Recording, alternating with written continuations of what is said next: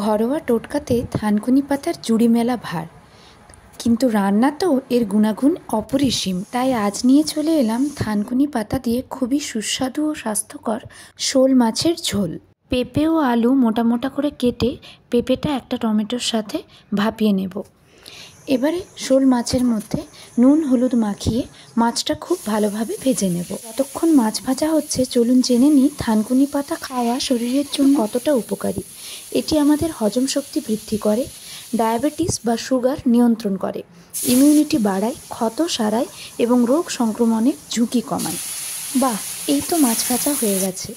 এবারে আলুতে নুন হলুদ মাখিয়ে আলুগুলো একটু লাল লাল করে ভেজে নেব। সেই তেলেই 1 চামচ গোটা জিরে ভেজে নেব।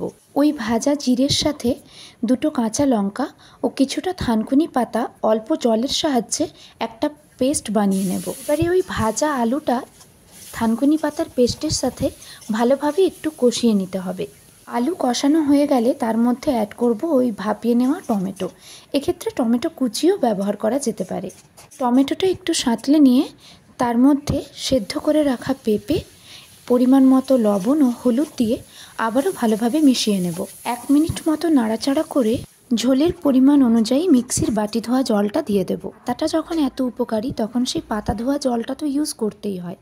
এবার ঝোলটা ফুটে এলে তার মধ্যে কাঁচা থানকুনি পাতা ও কিছুটা চেরা কাঁচা লঙ্কা দিয়ে 2 মিনিট মতন চাপা দিয়ে রান্না করে নেব। তারপরে ঢাকা খুলে অ্যাড করব ভেজে রাখা শোল মাছগুলো।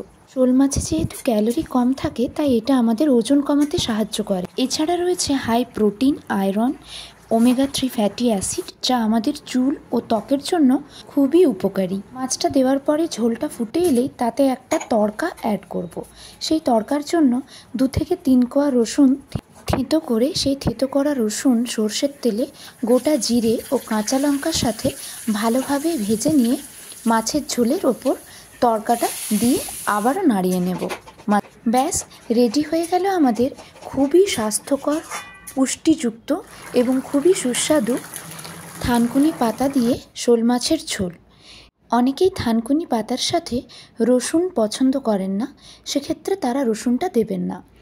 শোল মাছ, থানকুনি পাতা এগুলো যেরকম আমাদের স্বাস্থ্যের জন্য উপকারী, সেরকমই এই ঝোলটাতে কিন্তু পেঁপেও রয়েছে, যা পেটের অসুখ, সর্দি কাশি এসব কমাতে খুবই হেল্প করে।